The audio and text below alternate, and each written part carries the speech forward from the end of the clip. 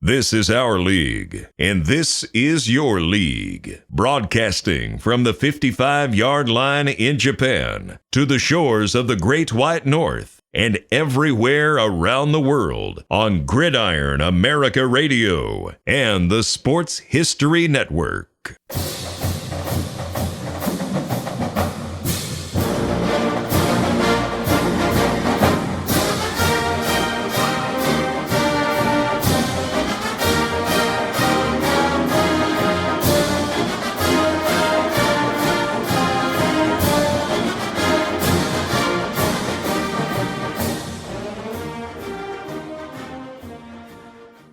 Welcome, everybody, to the soft reboot of the From the 55-Yard Line podcast with myself, Greg St. James, and my new co-host, Dave Selinsky.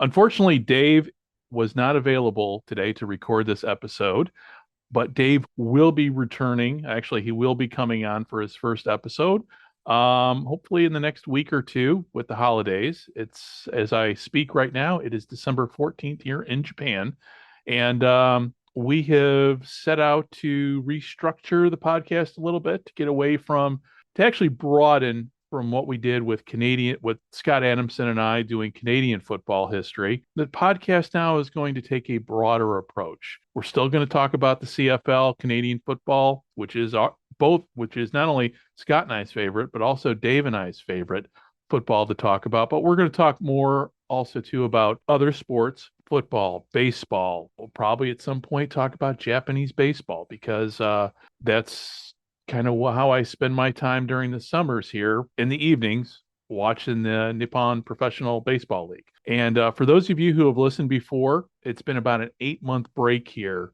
between doing my last podcast and doing the last podcast for From the 55 to doing it right now. And for me, a lot has happened.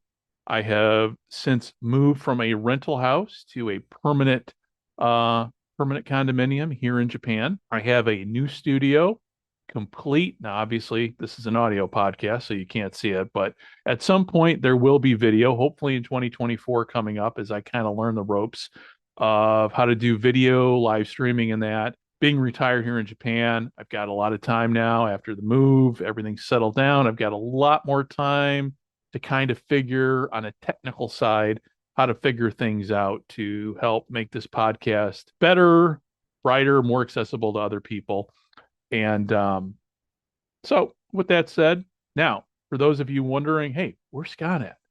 Well, Scott has decided to retire from podcasting. Scott and I are still best friends, still great friends. But with the time zone difference and everything, Scott is also pursuing some other opportunities in the sports world, particularly covering the minor league basketball team there in Birmingham. He is, and so if you want to still follow Scott and see what he's up to, go to AdamsonMedia.com. In fact, he just wrote an article here just recently. Scott is still active, but he's taking a time out from doing podcasts. Hopefully, we're going to have him back on as Dave Selinsky and I broaden the show and we talk about more subjects, not just Canadian football. Particularly, I'd like to bring in Scott to talk about American soccer, talk about talk about the minor leagues, talk more about football. But we're going to have Scott on, hopefully some point here in 2024. But not to worry, Scott and I are still besties. And in fact, I was talking to him last night. So, and but with Dave coming on, now Dave is a voice. If you have heard, Dave and I did a prototype. It was basically kind of a beta show over on another, what I call side channel of Gridiron America Radio. It used to be CFL America Radio, in addition to here on the Sports History Network, which you can find us, the podcast here at the Sports History Network, but we also simulcast on another channel. And you can find, and we're calling this now From the 55-Yard Line. And each show will be a little different. And the reason why I wanted to stick with From the 55 is it's a title that everybody knows. And the roots of this show are in Canadian football. And I thought, well, let's keep it From the 55. But you can also find this show on Gridiron America Radio. I am developing a website at gridironamerica.net that will have links to this show both on the Sports History Network and other side channels where you can go and listen to some of the kind of like I said, the beta show we had, Dave and I had last year talking about spring football. I call it the XFL InfoWars show. And it was just a play on words, just to kind of take a look at the XFL media during that season and just, kind of get back in the groove. And also for me personally, living in Japan, I don't have too many people that speak English to talk sports and football with. So it was nice to, Dave always had the way the time zones work here. When it's morning time here in Japan, it is also evening time there in the United States. And so the time zones worked out, obviously family and work and everything. Everything has to when you're this far apart with time zones, scheduling guests and everything can get tricky. So with that said, but also too, obviously, sometimes schedules don't always, sometimes things don't, go off as smoothly as you hope. So Dave will be with me for the next episode. But in the meantime, as the title of the show suggests, we are talking about spring football in this episode. And for this episode, I brought on to talk about spring football past, present, and future two people who I consider friends. I have interviewed both for podcasts on their podcast and also for my podcast here on From the 55. We've got Tim Hanlon with Good Seats Still Available, and also Michael Lathrop with the Player 54 podcast. And the three of us sit down, we talk about spring football, kind of where we're at now, because for those of you who may not know, we're kind of in flux with spring football. The XFL and the USFL have agreed to merge. There's a lot of rumor going on around there as to what this entity is going to be, what teams are being dropped, what teams are going to stay. Right now, we don't know anything. But what we do know is spring football is happening in 2024, and it's going to start in March. And from there, that's pretty much all we know at this point. And in terms of leadership structure, league structure, how they're going to play, we don't know. But with all that said, Tim, Mike, myself, we sat down, we talked about the subject, and I think we had a pretty good discussion here in the hour that we talked. For those of you who have not heard either podcast, please go and visit their podcast, give them a listen, like and subscribe. Mike his podcast is one of just a select few that are, I would say, not a fan podcast, but a very high quality journalistic, objective take, or objective look, objective show that covers spring football. It's called, like I said, it's Player 54 podcast, and it looks at the game very objectively. I would not call, and I don't think Mike would consider his show a quote unquote fan podcast, because that's not what it is. It takes an objective look at the XFL, at spring football, and Mike is not afraid to call it as he sees it. I know he had me on his show a couple times, and I was very candid about my views about the XFL, how the XFL went in 2023, its strengths, its weaknesses, where it kind of failed, where it kind of succeeded. And then we also too talked about the XFL's exposure here in Japan, which there is none. But the way the league portrayed itself in the beginning, the XFL said it's going to be, a global it wasn't a global phenomenon. Living here in Japan, obviously, and if you've heard me on the Gridiron Japan podcast, American football in Japan is not widely followed. So with Tim Hanlon, now Good Seats Still Available. When I got into podcasting, one of the first podcasts I listened to was Tim's, and it's one of the best history podcasts out there on sports in general. And he looks at leagues and teams that have come and went. And every time I listen to his show, I always walk away with a great book recommendation. So, I'd strongly suggest listening to both if you love football, if you love sports, if you love history, and obviously if you love the Sports History Network, give their shows a listen, because they incorporate a lot of With Mike, it's more current, but with Tim, it's a great history podcast that, with both shows, you walk away learning, you walk away from both podcasts being smarter than when you started listening to it. And that's the best part about listening to their podcast, because I learned so much from both of them. So with that said, without further ado, I give you my interview today with both Tim and Mike. We sit down, we talk about spring football, talk a little history in there, we talk current events, what's going on. And as we move forward, hopefully spring football will succeed this time. It's had a long slog over the course of, let's just say, the past 40 years. It has not quite caught the attention of America as, everybody who loves spring football has hoped. So right now we're in a period of time with spring football that honestly it might be do or die this season. If whatever the XFL and USFL, whatever entity they're called, if they don't succeed this coming season, we honestly, there may not be spring football in 2025. However, we also talk about indoor leagues too, because that also is something that really people don't talk a lot about when it comes to spring football. So we also get into that. And we also talk a little soccer in there too. We throw some, with Tim being Tim being a very huge soccer fan, and he's a great historian when it comes to the early days of professional soccer in America. His perspective and insight, I think, are much really needed when we're looking at the subject of how do we make spring football work. Now, the three of us could not really come up with an answer, but we talked about it, and I thought we had a great conversation.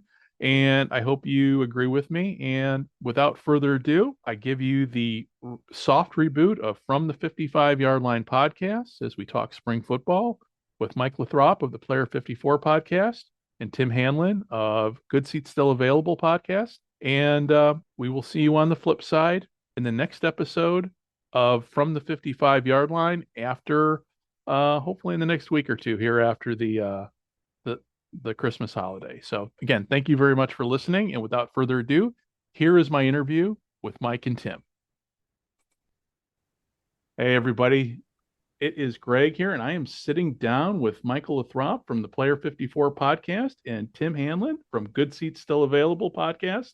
And we are here to talk spring football, particularly the present, the past, and the future of spring ball. So before we start, so anybody who is just kind of tuning in for the first time, and if you're not a spring football fan, we've got the last several years, we've seen spring football come back in several forms, and now it is, how do I want to say, we are marching forward into 2024 with a lot of uncertainty, but also too, for I think a lot of spring football fans, a lot of hope. So, Mike, let's start off. Where are we at with everything with spring football, be it USFL, XFL, and even with the indoor leagues?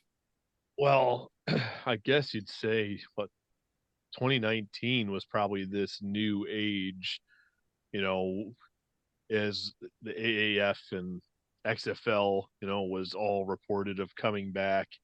But no matter what, it's still been, you know, kind of a mess. Just even 19, 2020, 2021, as we were setting up for the USFL, XFL, you see all these leagues and indoor leagues just keep popping up. You think it's this new day and age, but I don't think it's any more certain than it probably has ever been. So it's crazy that more leagues are popping up, whether it's in the indoor arena space or this alternative spring football landscape. But it's weird because the USFL gets back-to-back seasons in. Yeah, they're using a hub format, whatever, but trying to get through this pandemic or post-pandemic, however you want to view this world that we're in, and trying to have a viable and long-term longevity. And the XFL kind of comes back thinking they got to figure it out with their semi-hub, but still trying to play in markets. And we're being told that everything's great. There's going to be a season 3 for the USFL. There's going to be a season 2, and then boom, the bombshell, right? Here we got this intent to merge in September. And then it was pretty quiet for a while. It got all of the insiders, all the people that have some sort of information, whether they have partnerships.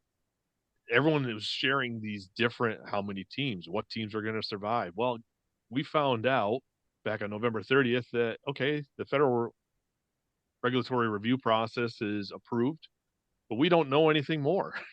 So we have a combined league that's going to kick off really on March 30th. So we know it's not going to kick off on the XFL's February timeline, and we know it's not kick off on the USFL's April timeline they play. So we got something a little bit. Well, other than that, we don't know how many teams. We don't know what markets.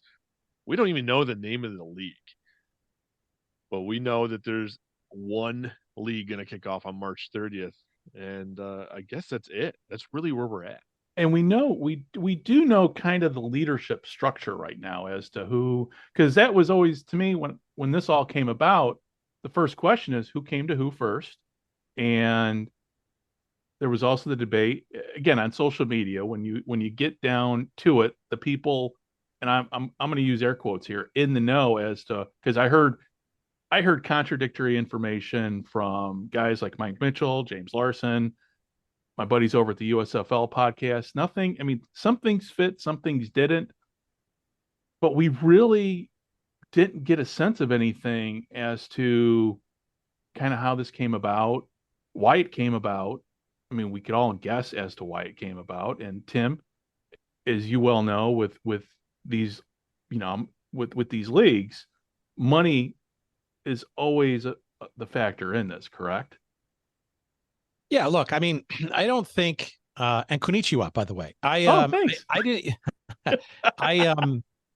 saying that for our listeners listening. I'm in Chicago and Japan is in the house, let's put it that way. Yeah, I'm sitting here drinking my coffee too. It's nice. It's a nice morning. It's 9 a.m. It's right. It's quarter after 9 in the morning, and it's evening over there and where you guys are at in Florida and Illinois. Look, I don't think anybody was surprised, perhaps maybe the speed that these two leagues would come together, would merge. I think I can go back to when the XFL was coming back for the third time and the USFL thing launched almost surprisingly the year before.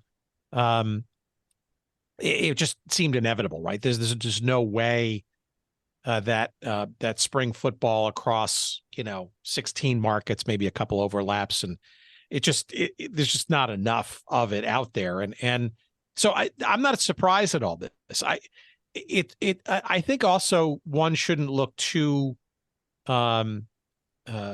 curiously at why more specifics haven't been announced yet.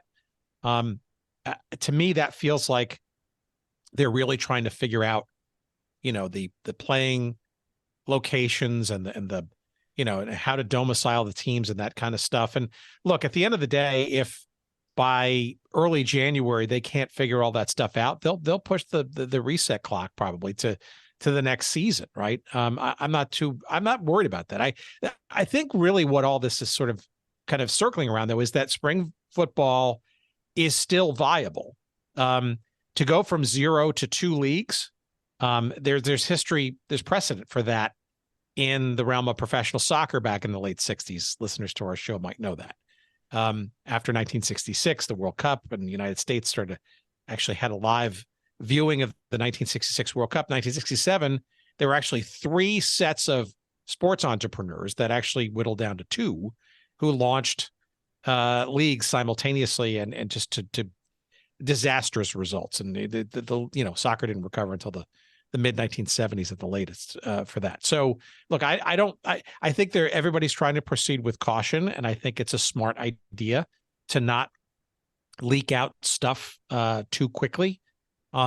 It feels to me though, and I don't know this for a fact, but this is my own inkling, that the Fox folks and Brian Woods, right, who is the guy behind the original spring football league that he and Fox put together to recreate and relabel the USFL. I think they're the ones that are probably driving this process a little bit more, because they're the ones that have the greater need for television fill, right? For scholars of media out there, right? For the Fox entity that unloaded their studios to Disney a number of years ago and slimmed down, shall we say, to being more of a news and sports kind of entity. I'm not going to talk about Fox News on the cable side and that kind of stuff, but certainly on the broadcast side, right? Sports is more than a lion's share of Fox Broadcasting's schedule, FS1 as well. So I believe, again, with no tremendous amount of perhaps credibility, that the Fox folks are really the ones thinking more seriously about what the product is for television.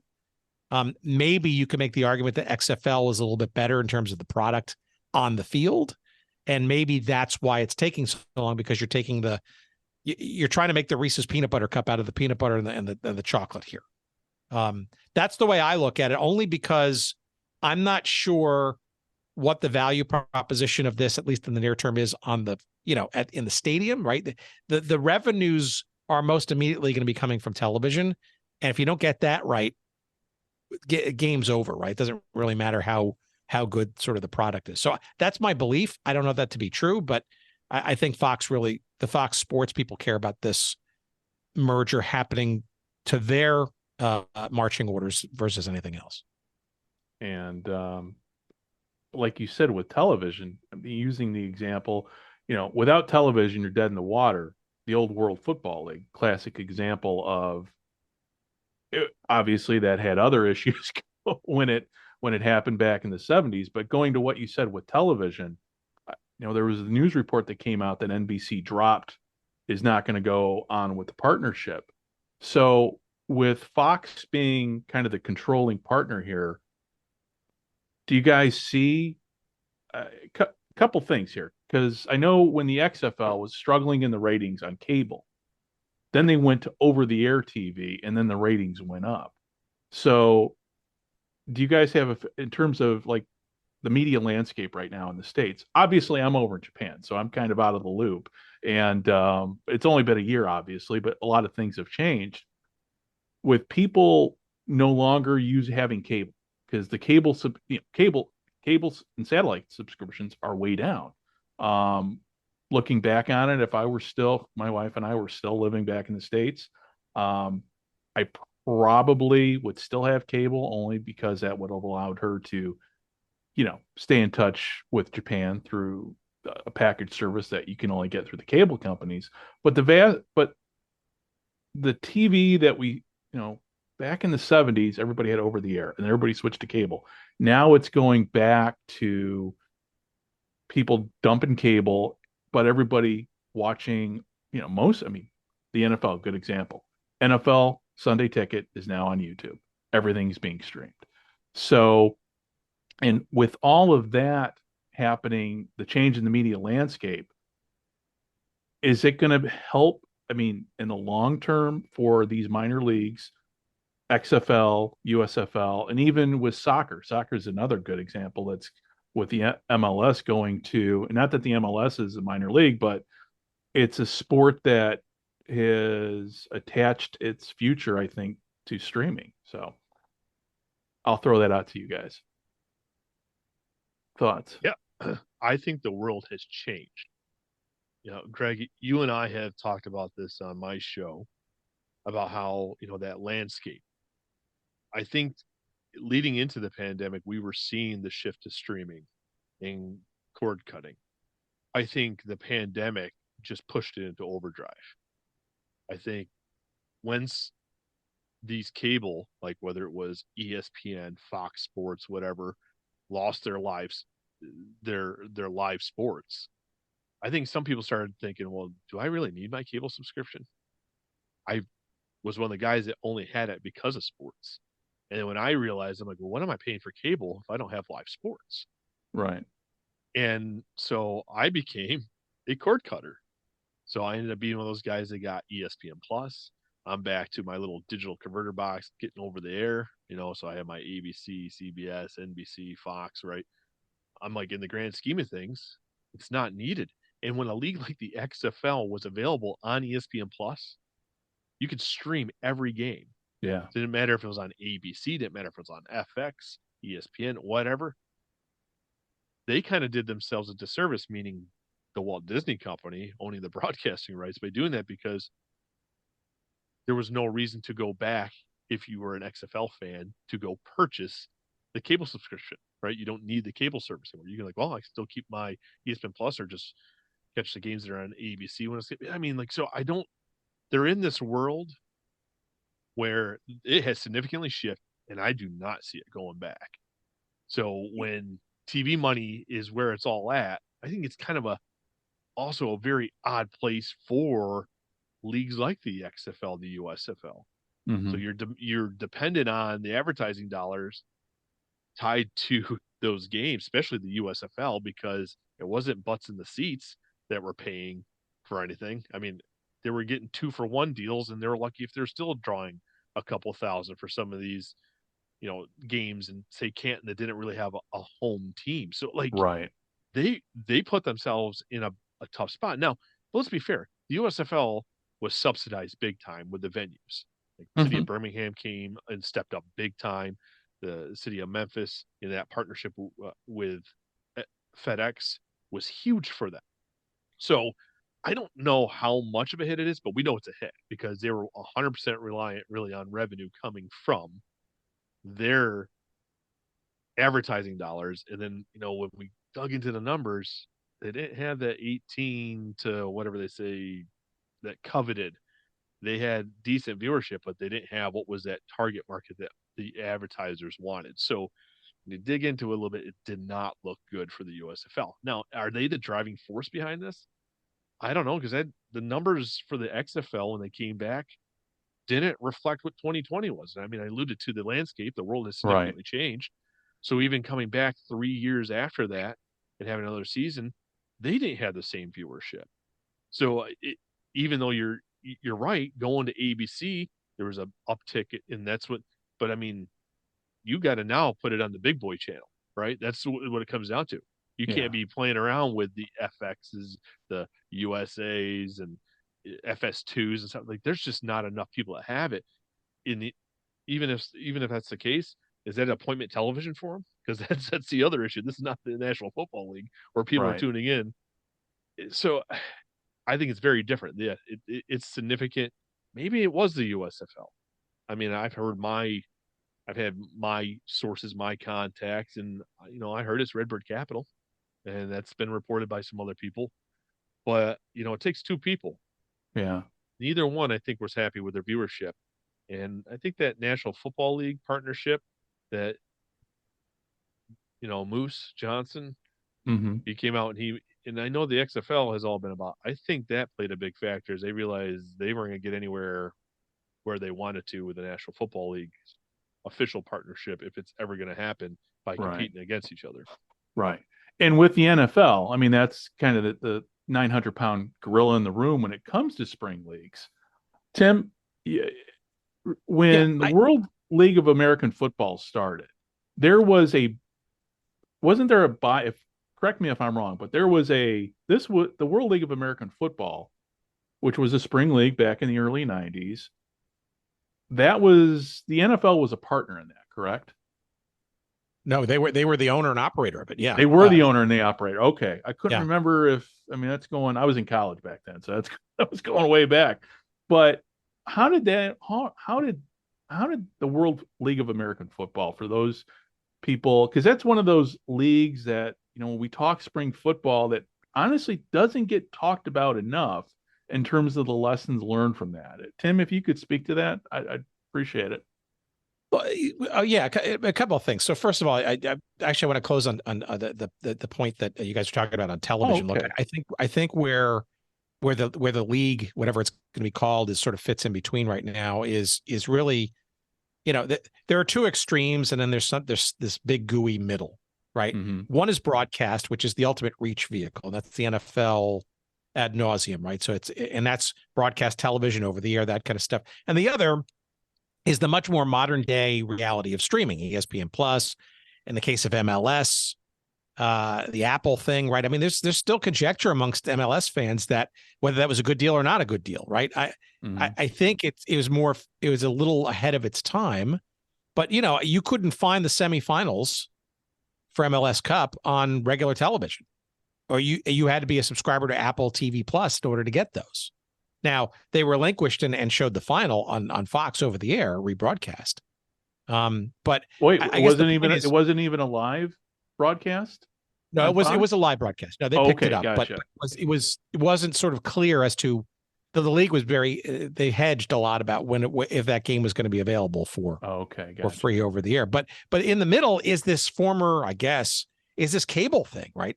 ESPN, ESPN2, FX, FS1, right? CBS Sports Network, all those, that's reliant on the sort of traditional, now aging cable model. And as you said before, right, people are cutting the cords.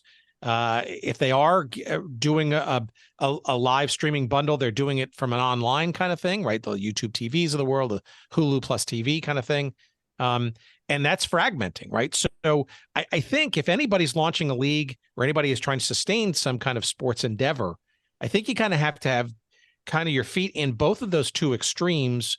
And the rest of it's going to be maybe gravy or maybe non-essential going forward. One's broadcast. That's the free over-the-air reach vehicle, right? Which is, certainly on a local level, viable. It's replacing some of these regional sports networks now with live over-the-air broadcasts, but supplemented with, for the hardcore junkie season ticket holding, every blade of grass, and scoreboard thing for streaming, right? All that stuff. And I think that's really, to me, that feels like the model that most sports enterprises now are kind of trying to figure out is what's my free reach thing and what's my streaming thing. And that middle part is more of a nice to have. Now, to your question about World League of American Football, right? This is early 1990s. Yeah. That's obviously, a broadcast television kind of thing, a little bit of ESPN. But that was an owned and operated league by the NFL to literally be a feeder league, a preparatory league, a Division II, if you will, for the NFL. But at the same time, and this is interesting, history doesn't necessarily repeat itself, but it does rhyme. The belief it's a good sir. I like that analogy. Yeah, the belief that people in foreign lands would love to see NFL American style football and maybe some actual franchises. And so the idea was, okay, well, let's give them a junior varsity version of that. And let's see if we can grow some interest in London and in Germany and in Scotland and Barcelona and all these kinds of places. And, for a little while it was kind of fun and unique. But the aficionados there, though, they kind of sussed out pretty quickly that they were not getting the main time product. And the idea obviously kind of morphed and changed and evolved a little bit, and then effectively died by the end of the decade. But number one, you got to give the NFL credit for giving it a try. Number two, it's a recognition that there was an international audience to be had in some way, shape, or form. And three, as we record this, right, today, they're talking about having a game next year for the NFL in Brazil and a few other countries. There's already a foreign schedule now of a number of games. And now the chatter is maybe there will be franchises at some point in the future. So they recognize that the only growth that's going to come for the NFL is in international markets. And without that 1990s dalliances in Europe and the Montreal Machine and other places, you have to kind of do that kind of stuff in order to get to where it's, in order, and it's not going to grow without international markets. And there's clearly an appetite for it. Right. And that's something I know I'm going to be talking hopefully soon to Jim Mullen, the president of the International Federation of American Football, who's also the head of Football Canada in terms of the global, because that's, kind of goes, football. I think part of me is when I talk spring football with people and I'm always hearing, well, there's an appetite for spring football. And sometimes, like with me, when spring came, now I watched the XFL, I watched it pretty much every weekend. But then I got to the point, at least for me, okay, it's time to move on to baseball for a little bit. And and that's something else with spring football. I mean, year-round football, when the original USFL started, it was so well, first of all, we're talking I mean, God, 40 years ago now, 41 years ago when that launched. Times were so different with the media landscape. Um, ABC. I mean, it was old school ABC. They had the product. Hell, they even had Howard Cosell as part of that team, and they had complete buy-in. But I know for me, and I think for a lot of people, we get to a point, especially in the spring, that it's like, okay, it's nice weather outside. I want to go see a baseball game, or there's just so much more going on sports wise in spring that it does. Spring football is not able to capture the attention like it once did with the USFL, the original USFL. It's got to differentiate, right? I mean, it has to be Yeah. different. Maybe the rules, I think, is really a good place to start. I think, frankly, can you manufacture some more excitement? Maybe some stakes at play. I mean, look what the NBA has done with their in-season tournament. They changed the colors of the of the courts, and so mix it up a little bit so that you're not getting a watered down NFL. You're getting experimental or you know talented players that that it's worth watching. Look, I will say this one thing, and then I'll shut up for at least a minute or two. I do think that this is a probably the last best chance to reset for spring football on a professional level, because even in the last couple of years with these reincarnations of these two leagues, right? Both of them have baggage, right? The XFL, obviously, this is its third go around, if you will. And, there's plenty of sports fans that just still think that Vince McMahon is somehow involved, right? And all the craziness that 2001 season sort of unleashed on America, right? And then the USFL thing, right? I mean, 2 years ago when it was announced, I mean, I didn't believe it, right? I mean, not like I couldn't believe like how cool is this? Not like I couldn't believe it like it was like legit, right? And for a couple of weeks, it was like, okay, how are they getting the licenses for this? Where are they getting the trademarks? And isn't this just a naked grab of logos to kind of throw onto something? In this case, the quote unquote spring football league, right? So feel pretty hasty, but those you said it before, almost 40 years ago, right? The showboats of Memphis and the Birmingham Stallions, and there's not even a legacy for that stuff. If you're going to bring something back, at least have something that's I don't know. I don't know if it's tarnished. I don't know if it was. Some people look at it sort of glowingly, but I'm not so sure that the Pittsburgh Maulers were something that people wanted to see come back, right? So I guess my point is, this is the time to, if you're going to put all the resources together and in the new television / streaming landscape, and get rid of the two old baggage filled names, right? Completely reconstitute it. This is the last best chance. And if it doesn't work from here on out, then it's never going to work. Right. But this is the chance. And I don't think, frankly, we've had any real clear lane since 2001 really to do this. And, we'll see if it flies. I hope so. Yeah. And then, go ahead, Mike. I'm sorry. I do agree that there's baggage. There's no doubt. I mean, there's a preconceived notion of what the USFL is. There's a preconceived notion of what the XFL is, even though now we've had two previous iterations before we just saw the third iteration here in 2023. Because the XFL itself, too, did not have anything to do with one other than the three letters and Vince McMahon bringing it back. It was not the same game. It wasn't the same teams.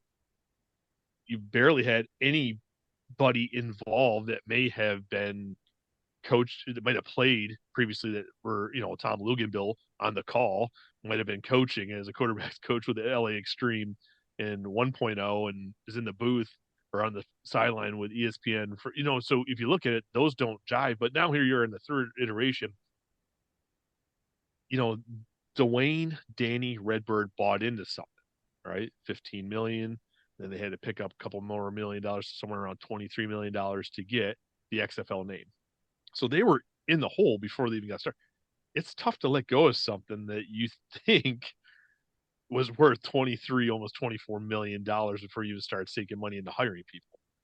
So they're kind of in that. I agree that it's got baggage, and if you're going to hit the reset, it does make sense to. But in their mind, I don't know how they do, because if you're going to, wouldn't you just started a league without those 3 letters or the 4 letters in the case of Fox? You could have just went with the spring league or something.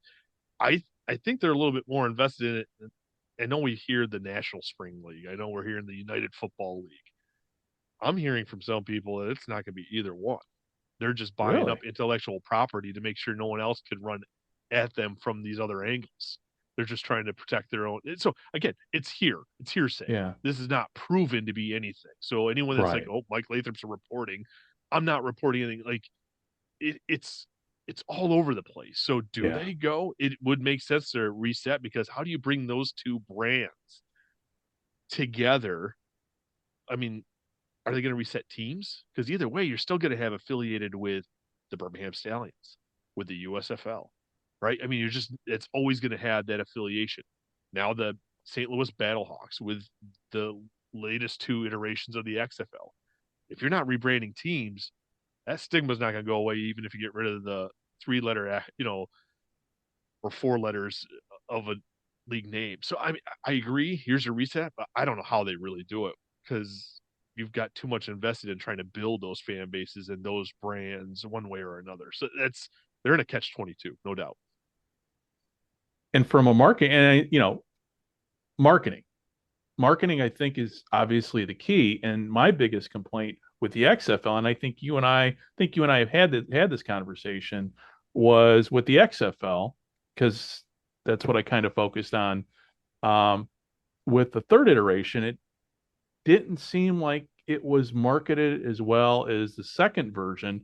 And obviously the USFL had marketing going on, but it was on TV, it was on during the NFL games. But how much does marketing play into this? Because one of the biggest complaints I saw, at least with the XFL, was, good example. So for those, we're not obviously doing a video cast here, but Mike's got a background behind him of all his XFL jerseys.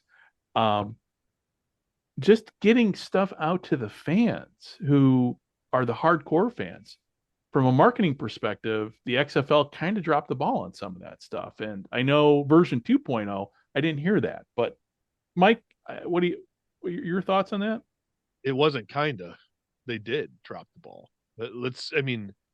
I have a podcast for the XFL, right? So some people put me in the camp of being a homer for the XFL, a cheerleader for the whatever term you want to use. Which you are fanboy, not. I mean, anybody who's listening, who your podcast is the most objective of journalistic podcast that centers around the XFL, because you listen to both sides, and things are not always rainbow and gold with the XFL. You call it as you see it. So, Well, for those who are thank you. listening, listen to Mike, because you get both sides of this. You get both sides of it.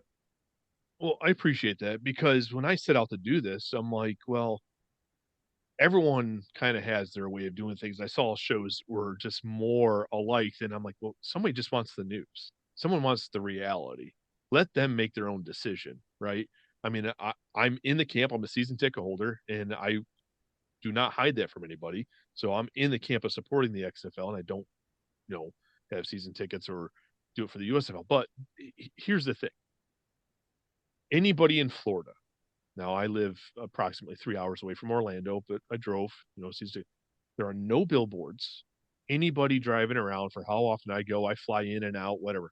I used to wear t-shirts, hoodies every time I used to fly out for holidays, right? I get my best deals out of MCO, which is dirt, but nobody knew anything. Doesn't matter what restaurant you've been at, doesn't matter what event you're Orlando, no one knew there was a team except for the small people that actually had tickets. Right. And to talk about people, it was like, wait, what? We used to have a team in the AAF. No, that's long gone. This is the XFL is back for the third time. Wait, the XFL is back for it. Like, they didn't even know the league was back. They didn't know there was a team in the city. They missed the boat. There's no ifs, ands, or buts about it. And you can see in other cities where attendance took a significant step back from 2020. Now, that could be in part because you burned me once. It's a little bit harder for me to buy in the second time, after only attending a couple games. But it also kind of tells me they didn't do in Houston, in Arlington, what they did previously because attendance wasn't right. Right. They didn't do the right grassroots marketing that they did. They used to be out at high school football games and I mean, they were out in the community. You don't have to have billboards. Everything doesn't have to be television, but they did not. So they clearly did not have a marketing budget. And if they did, I'm very interested to know where it got spent because it wasn't visible. Right. And Tim, when it comes to marketing, going back to the soccer example, when the Chicago Sting played in Chicago, help me out here. When the North American Soccer League started out, do you recall? I mean, you grew up a Cosmos fan. What was the marketing like for that when it started? Just to kind of compare and contrast. Obviously a different media landscape, but when something's new like that, right? Back in the day, newspaper ads in the sports section, and a lot of PR and grassroots, right? PR being all the media outlets back when, the local stations, both radio and television, and the newspaper columnists mattered and were the gatekeepers, if you will, for news. So you had to kind of butter up them for that. And then grassroots, right? Especially soccer, which had the double trouble of having to not only market a team and a logo and the games at pick a stadium in Chicago, but also a sport, right? Which, in the early mid 70s was still perceived as a quote unquote foreign kind of endeavor. I think in this case, I kind of go back to, you have to understand sort of where I think some of this is timing. And I think some of this is also where the revenues at least are most immediately found or the biggest pot of revenue, which is all subject for debate even now after the where we sort of find ourselves now. I think, a lot of this comes from certainly for the USFL and partially the XFL, if you go way back to its roots, came from the bowels of television thinking, right?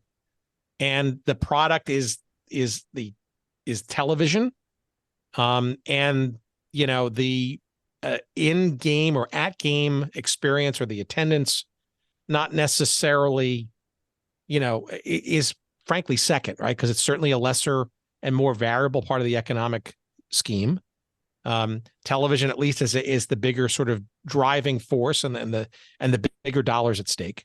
But it's ironic because even 2-3 years into this new version of spring football, and in these two leagues becoming one, that proposition actually may be very much in question, right? Given what we just talked about, streaming and all that kind of stuff. Like, I've seen some articles lately in the sports media trades and the sports business trades about how some of the some leagues, and there's a whole wellspring of leagues now, a lot of private equity money launching stuff, and Premier Lacrosse League now going to do cities instead of touring and all that kind of stuff, and we're gonna have 3 volleyball leagues next year, and on and on and on. Wow. We may be in a bubble, okay? So there, I said it. But the belief that television rights will solve all problems is actually in question now, right? That's where the streaming thing comes into play more so. I just think that, what I'm hearing now are like a professional fight league and a few other sort of martial arts and or boxing things are basically saying, you know what, we're going to just do these things in a studio and we'll have some select guests in the crowd. We're not going to put ourselves up to the variability of an audience present there or not. And I think, frankly, you're going to see more of that, especially in the smaller, more aspirant leagues, where I think frankly it makes for a worse television product because there's no fans there, but it becomes more of a studio play than it becomes a stadium play. Right. And there's no way that the USFL or the XFL, with the slight exception of a St. Louis home game, fourth game in the season, or San Antonio, the crowds are just they were non-existent. I mean, the USFL games in Canton were just like very antiseptic, right? And Fox even tried to pipe in crowd noise to make it even seem like. So, look, I think the reality is that the product is more broadly monetizable through television and or streaming, period, first and foremost, right? The rest of it, sadly, is probably afterthought. And I'm not sure that the marketing dollars would go, as sad as it might be, to kind of propping up and trying to do that grassroots thing that, was the old way of getting a sports league up and running. Right. I don't know. Right. And, you're talking about a studio product. First thing I thought of when you said that was fan-controlled football. And I don't know, honestly, what the status of that whole entity is. But going back to what you said, but yeah, I mean, fan-controlled football, whether you liked it or hated it, at least tried something new. Whether it was ahead of its time or not, I don't know. But I know they utilized, Twitch, which I have a Twitch account. I don't know how to use it, but from talking to nieces and nephews, they know all about Twitch. And also, too, there's the gambling aspect that I know we haven't even talked about in terms of how legalized gambling now is affecting these sports. And I know with the CFL, they were all big on gambling and everything, but once that all happened, I really didn't hear much as to whether or not that made a difference on the bottom line. So your thoughts, guys? Yeah, I mean, the gambling itself, to address that, you couldn't watch an XFL broadcast without Stormy, what was her name, Butani, just going crazy about talking about the over-under and constantly giving you and I'm not trying to be funny. I don't. No, but it's true. And I'm sitting here when you're saying over and under, and I'm 50, going to be 57. Listen, I don't know what an over and under is. It's much like, Brett Favre not knowing what the difference between a nickel and a dime. I don't know when they say over and under, I have no idea what that means. So, but it's also not. I mean, maybe to Mike's point, I don't think it's credible for an XFL or a USFL, right? Because there's no history. There's no we don't know much about these players. Sometimes they sign contracts like 2 weeks before.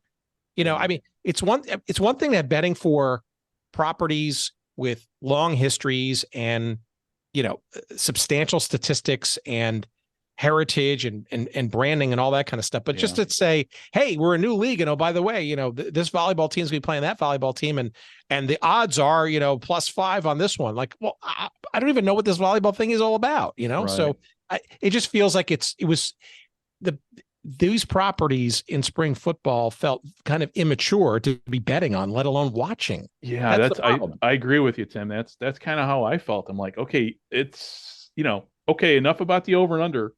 Tell me about the players. Tell me about, and the XFL, and I think the USFL did a good job of that. But yeah, when it came to the gambling, it's like, okay, enough of that. CFL kind of did the same thing, and they kind of dialed that back a bit. Look, I will say this one thing, though. I do think that this is a tremendous place. Let's assume that this is a congealed entity going forward, and everybody's on the same page. I do think there's ample opportunity to really be at the vanguard of how viewers, fans experience these games, certainly on television and streaming.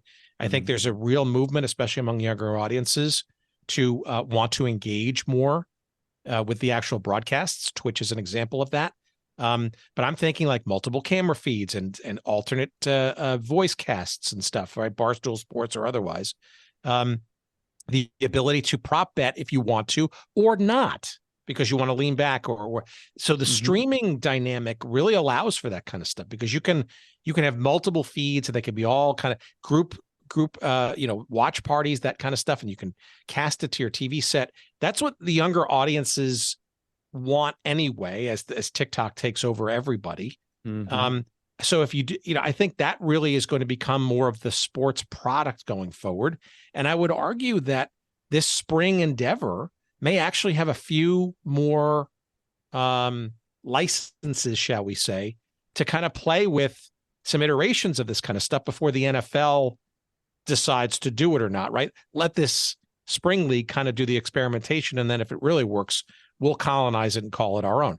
I would argue fan control football is probably the most extreme version of that, but to think that that's not going to be incorporated in some way, shape, or form in the years ahead in professional endeavors like this, they're way ahead of its time. It's going to happen. Right. And then also too, that it makes me wonder as we're talking here, I'm talking about the indoor leagues, the indoor football leagues. The Arena Football League is apparently coming back. Tim, I don't know if my Chicago Rush are really going to happen, but it appears that they might. But with the Arena Football League, I mean, that was a spring football league that lasted for, God, several decades. Well, be careful. Three incarnations as the AFL. This will be the fourth, technically. Right. And, Tim, I would make an argument, too, with the Arena Football League. So when I was in Iraq, there was when we were sitting there trying to figure stuff out, and some of us would say, I don't know what's going on. We've been here 4 years. And I had a colonel correct me. He goes, no, we've been here 1 year for 1 year each for 4 years. And with the Arena Football League, because there was so much turnover, every year it seemed like a different league. And I think, Tim, correct me if I'm wrong there, but that was always the feel with me with the Arena Football League. But it's gone through so much turmoil. I mean, I thought there was a point in time where the Arena Football League, when it was on NBC, after the debacle of the first XFL and that all went away, but there was a moment in time where the Arena Football League could have been that spring league that we all talk about. So you guys all remember that well. What are your thoughts on that in terms of how the indoor leagues kind of factor into this discussion about spring football? Well, Tim, let me know if I'm wrong. I mean, I think that AFL or Arena Football League, however you want to call it, I think it essentially could have been and would have been if it wasn't for the players union. I think in the end we had players making some demands, and I think things weren't quite, books weren't leveled in a lot of cases. I think a lot of teams are popping up, whether in the one iteration they had the first league and the AFL2, and I think just so much was happening. I think the finances got a little crazy, and maybe the union at that time. Now, I'm not against unions. So I don't want to come across as a guy like, oh, the players should be protected. But I think there comes a point where the league has to be stable before you can really start to make those demands and salaries started shooting up and whatnot. So Tim, let me know if I'm wrong, but I think that's what essentially probably did the AFL in. I think that's part of it.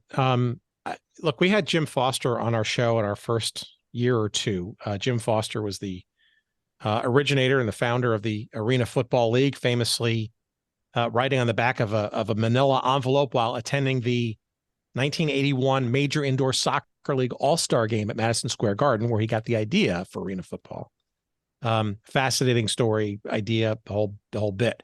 I do remember one thing vividly, though, from that conversation among many, that he said that struck me and actually has become sort of an evolving theme as we go through all these different sports and leagues and stuff over the centuries now.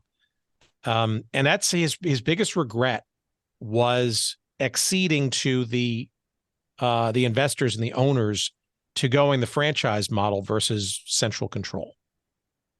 Centrally controlling the league, he felt, was probably the most important thing he could have continued to do to kind of get that league and that sport and the whole idea from spectacle to like legit and stable, right? Fast forward to today, Major League Soccer, right? 26 years and counting, 30 franchises now and counting, one of which is now $1 billion plus valuation in LAFC, apparently, is still centrally controlled.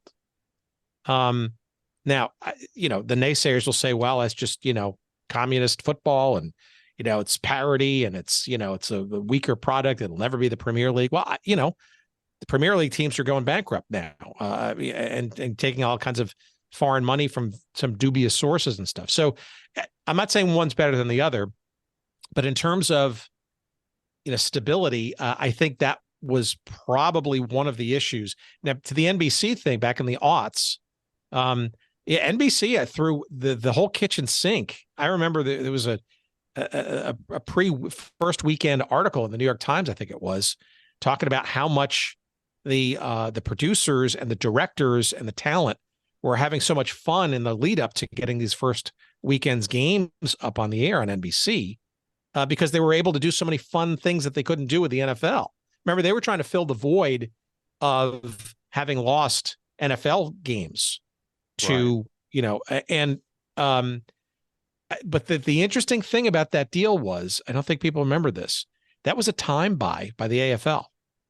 I didn't know that.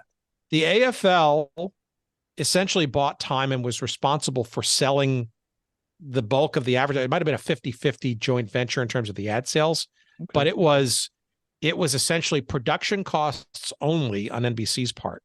There was no rights paid for it. The league was on the hook for at least half of the ad sales process. And, it was basically what you did back then to basically get reach. NBC had really nothing else going on.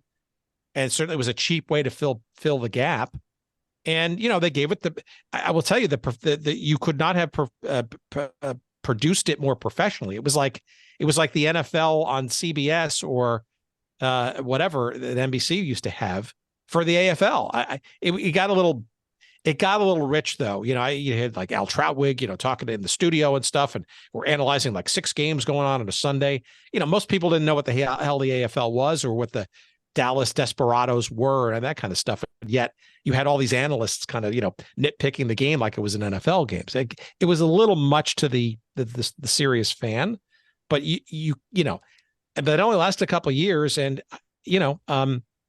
I'm not sure the stability was the issue. I think it was just kind of, I don't know what it was. I think a lot of people are still trying to pick over why it kind of just sort of went sideways and stuff. But I will say though, that the franchise owners kind of did get in the way, and so there was haves and have-nots, the John Elways and the John Bon Jovis and all that kind of stuff, and they were getting all the attention, and yet, the stragglers in, I don't know, pick a smaller market, which weren't. So I don't know.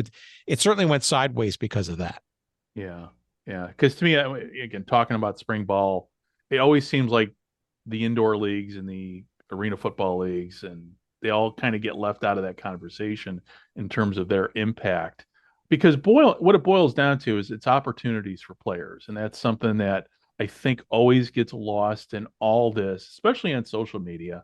When you got the echo chambers of XFL, USFL fans, but really it's about opportunities for these kids to play and for guys to, good example is McLeod Bethel Thompson, who wrapped up his career. At least I think he's wrapped up his career, but was able to go to the USFL and basically play in front of his family, play in front of people who couldn't make it to Toronto, up to Canada, all those years.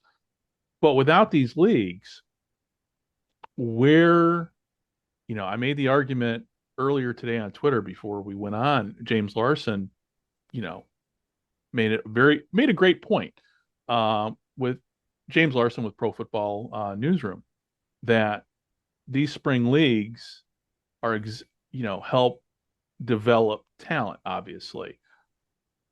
But then the question is if the counter argument I kind of made was, well, if the NFL really wanted to develop their players, they would expand the taxi squads. So I guess my question is how do the players fit all into this ultimately? Because if there is no spring league, their options are arena football, and then there's international football. And I know from my experience with, doing the Gridiron Japan podcast, I've gotten a lot of direct messages hey, how can I play in Japan? Or I'd kill it in Japan. Well, it's not so easy to play internationally. Um, First of all, most of these international teams are composed of, you know, the German Football League. It's mostly German players. The In Japan, it's mostly Japanese players. So you've got to get noted. I mean, there's just so many factors that coming into play with international football. So my question is, okay, with spring, where do the players players factor into this? Mike, you can speak to that because I mean, your podcast is Player 54. So what have the players said to you that you've talked to? I think just looking at the football ecosystem, I think there's a lot lacking in the pyramid, so to speak. I think a lot of schools are going away from 11-man ball in high school, right? So we start because it's just so expensive, Right. insurances and everything. It's not a cheap sport, no, so schools are not picking it up or they're dropping, right? So you have the reality is the participants at a middle school, high school level are lower now than it was 10 years ago. Mhm. That's just a fact. Even though the population's growing, like we got soccer and lacrosse are faster growing sports, people are heading in that way. And the day of players playing 3 sports in high school, like I was a 3-sport athlete, most are down to 1. They're focusing on 1. So if you start focusing elsewhere, your player pool is shrinking. Okay, now you get to colleges. We see schools like Hofstra drop their program and whatnot. I'm not trying to act like every year, but like let's keep it real. It's not a cheap sport, and now you get on top of it, it's the haves and have-nots. All you ever hear is Power 5, Power 5, and in the Power 5, heck, Florida State's not even serious enough to get, not good enough after going undefeated in the Power 5 to get into the playoff, right? So you start seeing this small group of where we're really looking more so. But we see leagues like the XFL unturning every stone, so to speak. Right. Guys from D3 are getting their shot. NAIA, D2, all of these guys more so than you see making it to the National Football League. And there's guys playing in the National Football League that have came from D3 schools, just not many of them. So the talent is everywhere. I mean, I see guys that are playing in the National Football League that were never a star recruit coming out of high school. Well, the talent's out there. It's just being missed.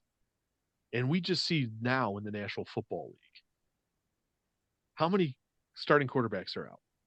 How many second string or third string quarterbacks are, and how just how horrible, disgusting gameplay has been. And people are talking about it all the time. Like what's happening to the game? I think whether the NFL wants to acknowledge it or not, development of players is more important now than it ever has been. Because look at how people are transferring all over the place in transfer portal in college. Like, is anyone staying any place to develop? Is anyone willing to be the second string quarterback to fight? I mean, like a Tom Brady did, prove his way.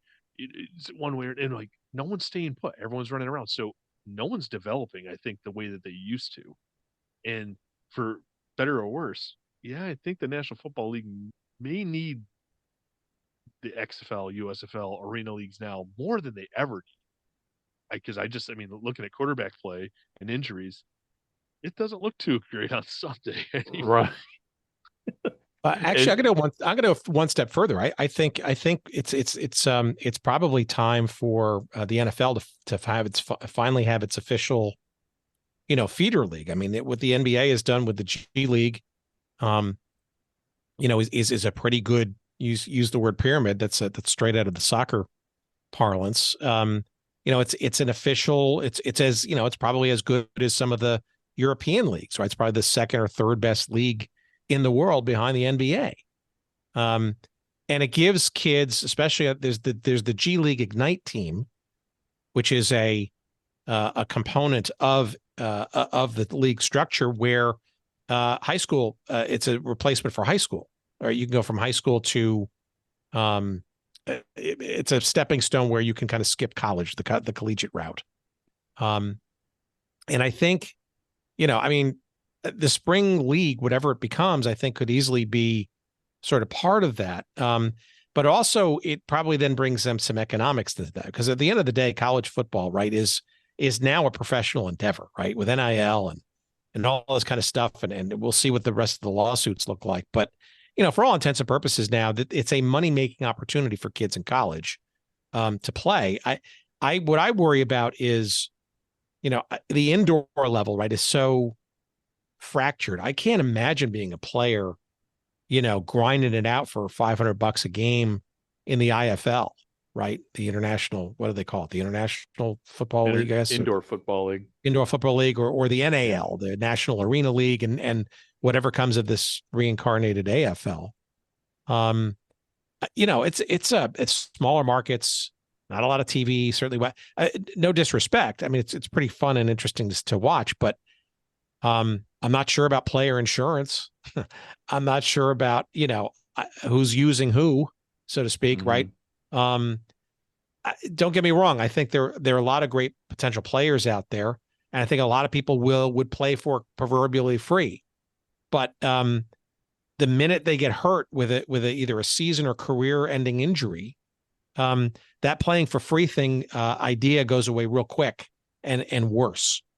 So I that's what I worry about in some of this sort of indoor stuff that I think does take advantage, frankly, of players. And you talk about union and stuff. I worry about their welfare. And look, the sport of football generally, even the outdoor variety, ain't helping people long term either with CTE and stuff. So we do have to deal with those things. Right. Well, it's a whole nother obvious discussion about CTE and injuries, and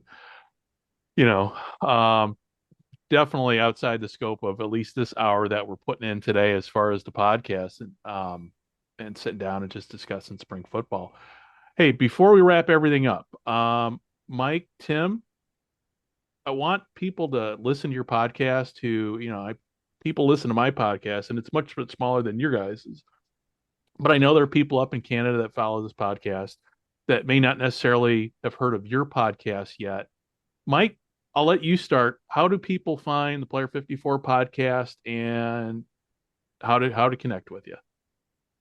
So we're on my show is on every platform that you can imagine: Facebook, Twitter, Instagram, Threads, I guess. I'm slowly getting out there, 43-year-old man still dabbling in the social media space. But we're on every streaming podcast platform. We're not video cast of anyone, but if you want to go Spotify, Apple, Google, Amazon Music, whatever those podcast platforms, we're there. You can find us. It's pretty simple. Player 54 or at Player 54 podcast, one way or the other. Okay. And who do you got coming up on the next podcast? Or can you tell us? Well, I can't. I got Juan Menego. He is now with the Arlington Renegades, played recently in Mexico, and he's a former D3 college player. So again, I like to find those guys that have had the harder road, right, are still grinding and still finding a way to catch the eye of director of player personnel and whatnot, and still getting their rights picked up. So I like watching those highlights and finding those type of guys and sharing their stories. Okay, cool. And Tim, you're with Good Seats still available. Yeah, something completely different, right?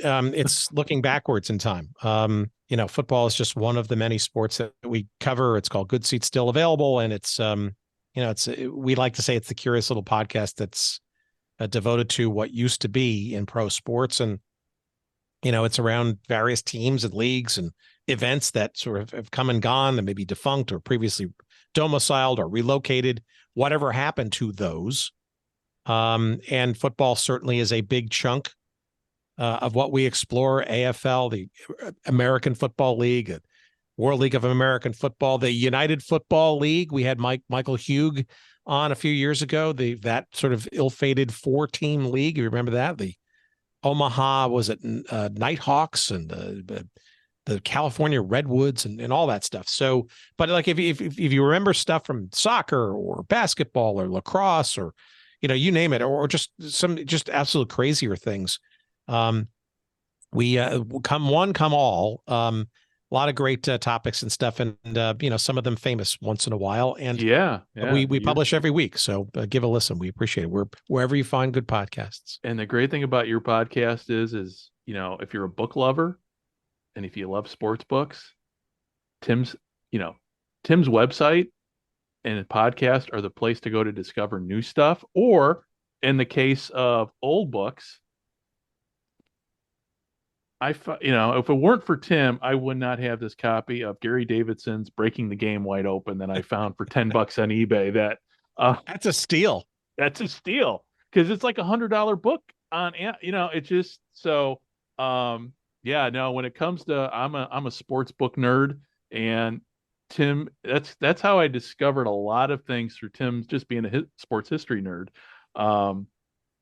is through Tim's website and some great books that I'm like, oh my God, I got to read this book. And some books are obscure, some books are out there, but with Tim's podcast real quickly, one of his, at least my personal favorite interviews is the one he did with Larry Zonka. So Tim, I know I've told you that before, but that to me, that I think I've listened to it maybe 3 times because I listened to your podcast with him, then I read the book, and then I listened again. I think I listened to one other time when I was driving on a long drive here in Japan. But yeah, I mean, I was just, the 12-year-old boy in me came out listening to that going, well, I know, it's like, I know the guy who's interviewing. It's just, yeah, great interview. So I'm going all fanboyish and everything here with both you guys. But before we wrap up, everybody who has tuned in, thank you very much.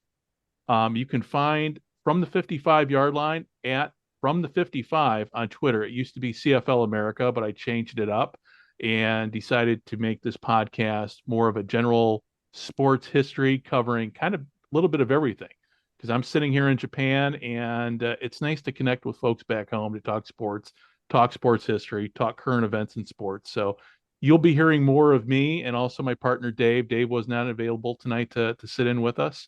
And so with that said, thank you very much for listening, and hope to talk to you. Hope to be talking to you very, very soon. Bye-bye.